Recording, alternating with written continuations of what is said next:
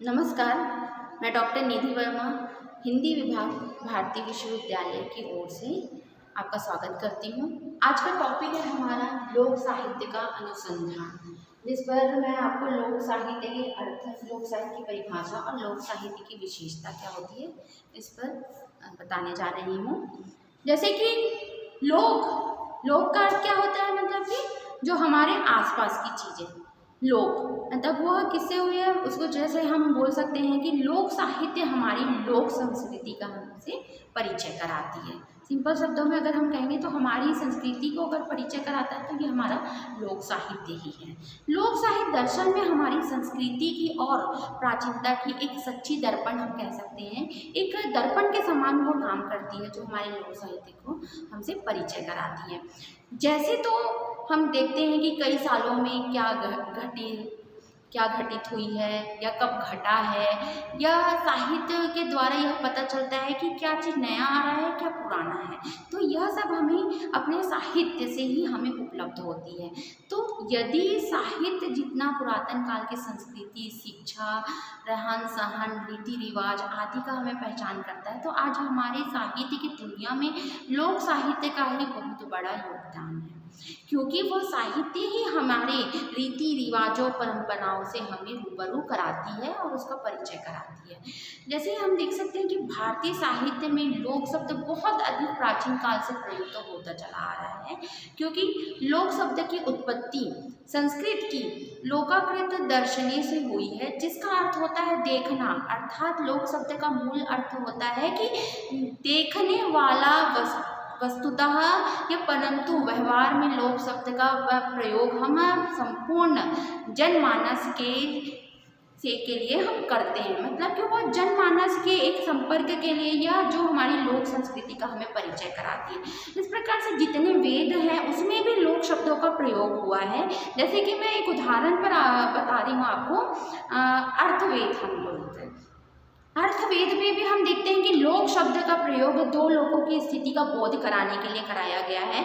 या दो लोक कौन से हैं, तो एक है पार्थिव और एक है दिव्य। तो उपनिषदों में भी लोक शब्दों का प्रयोग अनेक स्थानों पर हमें उपलब्ध होता है।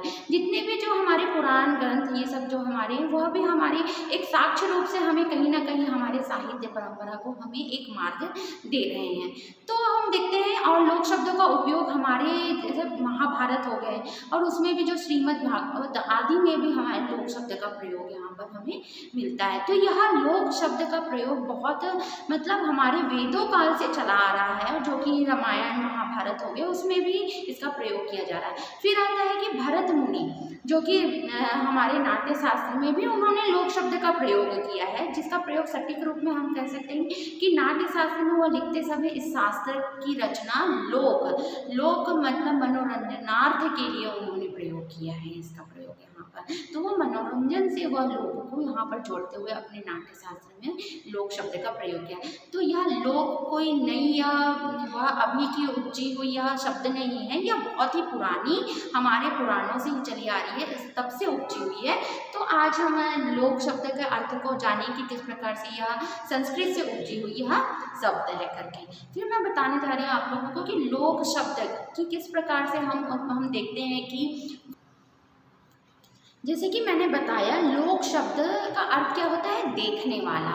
कि शब्दकोश में भी अगर इस शब्द का अर्थ हमें मिलता है तो वह हमें कहीं ना कहीं संसार, प्रदेश, क्षेत्र, जन या लोक, समाज, प्राणी आदि के से हम इसकी तुलना कर सकते हैं। वह हमें कहीं ना कहीं हमें देश, संस्कार, स्थान, बोध का हमें लोक शब्द से उसको हम देखते हैं। हमें संस्कार से हो गया, प्रदेश से हो गया, या जनमानस के लोगों से हमें परिचित कराता है। तो समग्र रूप से देखा जाए तो लोक शब्द की व्याख्या जन समूह के लिए किया जाता है, जो कि साज सज्जा हो गया या ऊपरी दिखावा हो गया, शिक्षा हो गया, सभ्यता आदि से दूर हमें आदिम मनोवृत्तियों से भी युक्त होता है। यह शब्द वैदिक काल से प्रयोग होता हुआ आ रहा है। तो इसकी परंपरा हमारे हिंदी साहित्य में भी परंपरागत रूप से हम सामान्य जनता के अर्थ में भी लोक शब्द का हम प्रयोग करते हैं।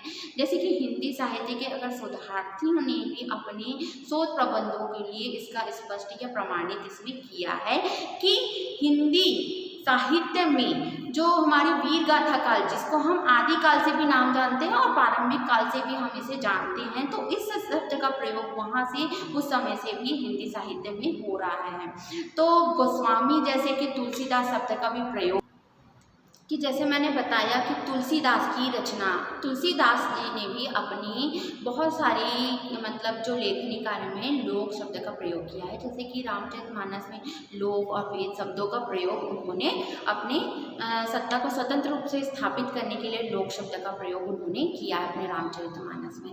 इस प्रकार से लोक शब्द का अर्थ कब और कहाँ उपयोग में किया जा रहा है, यह हम देखते हैं अपने लोक साहित्य को विभिन्न परिभाषाएं और क्षेत्रों के द्वारा से, कि वह एक शिष्ट साहित्य और लोक साहित्य, ये दो शब्दों से हम देख सकते हैं अपने लोक साहित्य को। इसके अंतर्गत बहुत सारे और भी विविध प्रकार हैं जिनको मैं आगे अभी आपको बताने जा रही हूँ कि लोक साहित्य का जन्म कैसे हुआ। लोक साहित्य जब से हमारे पूर्व लोक और लोक से अभिधान लगाने के बाद उसका अर्थ, हमारे लोक साहित्य का अर्थ एक होता है कि जनता को ज्ञानार्जन देना या फिर उनको एक मार्ग देना, या बोल सकते हैं कि किसी रचना को जनता से जनता तक पहुंचाने का काम भी यह साहित्य आज कर रहा है। एक विशिष्ट व्यक्ति की रचना जो कि जन समूहों द्वारा और एक लोक साहित्य के द्वारा वह पहुंच रही है, तो उनकी जो भी भावनाएं हैं, उनकी जो भी विषय से संबंधित प्रेम, विश्वास आदि, यह सारी चीज़ें, और जो सामूहिक गीतें हो गई, कथा हो गई, संवाद हो गई, यह सब किससे आज हमारी पहुंच रही है। तो किसी भी व्यक्ति की मतलब पंक्ति की मौखिक रचना की हो, या दूसरे व्यक्ति ने उन्होंने किस प्रकार से उस पंक्ति को जोड़ते हुए तीसरे से तीसरे को प्रसंगों को किस प्रकार से गीत या कथा के माध्यम से आज लोगों तक पहुंचाने का काम कर रही है, तो ये सारी चीज़ें हमें लोक साहित्य में ही उपलब्ध हो पाती है। तो आज आधुनिक युग में लोक साहित्य शब्द का प्रयोग हम देखते हैं कि आज अंग्रेजी में इसका शब्द बहुत चलन में आ रहा है, कि जिसको हम बोल सकते हैं कि फोक लिटरेचर, कि फोक लिटरेचर होता क्या है करके। तो आज लोक से ज़्यादा फेमस हो गया अंग्रेजी शब्द फोक, जैसे कि फोक म्यूज़िक हो गया, फोक स्टोरी हो गए, फोक संवाद, जैसे कि मतलब उसमें हम लिटरेचर, उसकी स्टोरीज या उसके हम बहुत सारे नॉवेल्स, ये सारी चीज़ें आ गई हैं। तो वो सब आज अगर हम उसका व्यापक रूप या सामान्य अर्थ हम देखते हैं कि लोक साहित्य को किस प्रकार से आज फोक से नाम से लोग समझ रहे हैं, फोक म्यूज़िक हो गया। तो आज ज़्यादा चर्चा में फोक शब्द का प्रयोग आज किया जा रहा है। तो हम देखते हैं कि किस प्रकार से लोक साहित्य, उसके अर्थ किस प्रकार से निकलते हैं, कि उसका साहित्य जो सभ्यता की सीमा से बाहर और सभ्य समाज में जिसका अर्थ नहीं है, वह लोक साहित्य क्या है, ग्रामीण जीवन और ग्रामीण प्रदेश की साहित्यों को, तो हम ये कह सकते हैं कि जो ग्रामीण साहित्यों को हमारे सामने लाने का काम भी कर रही है, तो वह होती है एक लोक साहित्य ही, ठीक है ना। चलिए फिर अब मेरा अर्थ आज बताइए आप लोगों को लोक साहित्य का अर्थ क्या है। अब सेकंड पॉइंट हमारा आता है कि लोक साहित्य की परिभाषा क्या है, कि लोक साहित्य तो विभिन्न प्रकार के हमारे जो आचार्यों ने लोक साहित्य को अपने अपने शब्दों में व्यक्त किया है। तो मैं बताना चाह रही हूँ कि आचार्य हजारी प्रसाद द्विवेदी के शब्दों में वो क्या कहना चाह रहे हैं लोक साहित्य के बारे में, कि जो चीज़ें लोक चित्र में सीधे उत्पन्न होकर सर्वसाधारण को आंदोलित या चालित या उसको प्रभावित करते हैं, वे ही लोक साहित्य या लोक शिल्प या लोक नाट्य या लोक कथा आदि नामों से हम उसे पुकारते हैं। तो ये कथन किसका था, आचार्य हजारी प्रसाद द्विवेदी इस प्रकार से लोक साहित्य को मानते हैं। फिर मैं दूसरे और एक अन्य और विद्वान है वो क्या कहते हैं, डॉक्टर सत्येंद्र कहते हैं कि लोक मनुष्य समाज का वह वर्ग है जो कि संस्कार और अपने शास्त्रीय अध्ययन या पांडित्य की चेतना या अथवा अहंकार के शून्य को लेकर जो लिखा जाता है, तो एक परंपरा के प्रवाह में एक जीवित रहता है। उनका कथन यह है कि वह जो जीवित रूप से हमें साक्षात देख रहा है वो चीज़ होता है। फिर दूसरा कथन है एक रविंद्रनाथ भ्रमर के अनुसार से, वह कहते हैं कि लोक साहित्य लोक मानस की सहज और स्वाभाविक अभिव्यक्ति है। यह बहुत आलिखित ही रहता है और अपनी मौखिक परंपरा एक पीढ़ी से दूसरी पीढ़ी तक आगे बढ़ाता रहता है। इस साहित्य के चर्चित का नाम अज्ञात रहता है, पर वह लोगों की और प्राणियों से जो वह सुन के जो मुख से वह सुना रहता है उसको वह लोक साहित्य या लोक संस्कृति की वास्तविक प्रतिबिंब हम उसे कह सकते हैं। जिसको हम साक्षात सुनते हैं या उनकी संस्कृति को हम देखते हैं तो वह क्या जो साक्षात देख के हमारी संस्कृति को एक प्रतिबिंब या वास्तविक प्रतिबिंब हमारे सामने लाता है। फिर लोक साहित्य वह रचना अथवा वह अभिव्यक्ति है जिसका कोई रचनाकार नहीं होता, जो कि मौखिक परंपरा से एक पीढ़ी से दूसरी पीढ़ी तक निरंतर चली जा रही है, जो कि जनपद के लिए लोक जीवन और लोक संस्कृति की अभिव्यक्ति और जनपदी बोली के माध्यम से की जाती है, जिसे किसी शास्त्रीय या सिद्धांतों का बंधन स्वीकार नहीं होता। वह सहज एवं स्वच्छ जनमानस की अनुभूति का रूप रहता है। मतलब कि यह क्या रहता है, किसी भी सिद्धांत या शास्त्रीय अध्ययनों में ना पढ़ के वह जो एक जनमानस की जो वो स्वयं की वह विचार रहते हैं, जो अंदर की अनुभूति रहती है, उसको वह अपनी संस्कृति या उसको वह लाने का प्रयास करते हैं, जो कि हमारे अंचल क्षेत्र या हमारे हमारे क्षेत्र में यह जो जिस भाषा का प्रयोग करते हैं या बोलते हैं, जो हमारी संस्कृतियों को अपनाते हैं, वह सभी होते हैं हमारे जो आसपास में घटित होती हैं। तो वह जनमानस में किस प्रकार से वह अपनी अनुभूतियों को एक नया रूप देने का प्रयास करते हैं। तो ये हमारी होती है कि लोक साहित्य अपने अपने क्षेत्र की अपनी अपनी संस्कृतियाँ रहती हैं, जिसके अपने गीत रहते हैं, अपने कथा रहते हैं, अपने अपने क्षेत्र से संबंधित उनकी प्रमुखताएँ रहती हैं, जिसको लाने का प्रयास वह करते हैं। नेक्स्ट पॉइंट है हमारे लोक साहित्य की विशेषता क्या है। तो पहला पॉइंट है लोक साहित्य की विशेषता। लोक साहित्य का रचनाकार अज्ञात होता है, वह पीढ़ी दर पीढ़ी के लिए चलता जाता है। नेक्स्ट आता है कि लोक साहित्य जनपदीय एवं आम भाषा में लिखी रहती है और जो लोक जीवन और लोक संस्कृति की झांकी को प्रस्तुत करता है, जिसको अगर सामान्य वर्ग के लोग भी अगर पढ़ें या समझें तो उसे आसानी से पढ़ सकते हैं, लिख सकते हैं और समझ सकते हैं। वो बहुत ही सरल एवं सहज भाषा में लिखा रहता है। और नेक्स्ट फिर आता है कि लोक साहित्य शास्त्रीय जो सिद्धांत रहते हैं, जैसे शास्त्रीय सिद्धांत के अंतर्गत ये आ जाते हैं कि हम शास्त्रीय सिद्धांत किसे कहते हैं, जिसमें हमें रस छंद अलंकार या उन चीज़ों को ध्यान में रखकर हम रचना करते हैं।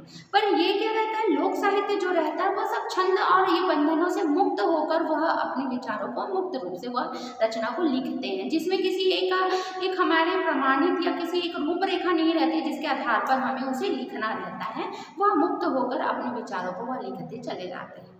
फिर नेक्स्ट आता है इसमें लोक साहित्य आदिम सभ्यता का चित्रण है और उन्हीं की भावनाओं की अभिव्यक्ति है, जो अपने समय के रीति रिवाजों या संस्कारों को और गीत कथा को एक रूप के अभिव्यक्ति देती है या रहती है करके ये आ जाता है। नेक्स्ट आता है इसमें पॉइंट लोक साहित्य में हमें लोक जनजीवन या लोक संस्कृति, रूढ़िवादियों परंपराओं प्रथाओं या लोक विश्वास या व्रत त्योहार पर्व उत्सवों की इसमें प्रधानता रहती है, क्योंकि ये अपने अपने क्षेत्र की विशेषताओं को बताते हैं। तो इसमें हम देखते हैं कि हर क्षेत्र की अपनी अपनी पर्व उत्साह रहते हैं, त्यौहार रहते हैं। तो उसी के आधार पर यहाँ पर हम लोक साहित्य की हम वहाँ उस क्षेत्र के रूप से हम देखते हैं कि वह किस प्रकार से वहाँ निर्मित होता है, वहाँ किस प्रकार से रीति रिवाजों को पालन किया जाता है, संस्कृतियों को एक रूप दिया जाता है, ये सारी चीज़ें आ जाती हैं।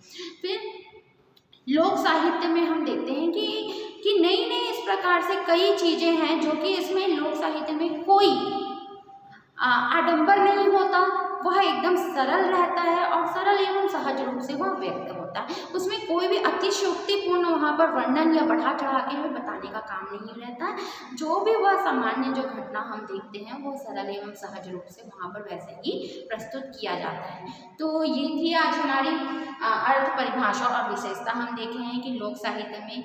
कल मैं आपको इसके विविध रूप बताऊंगी कि क्या क्या विविध रूप हमारे लोक साहित्य में देखते हैं।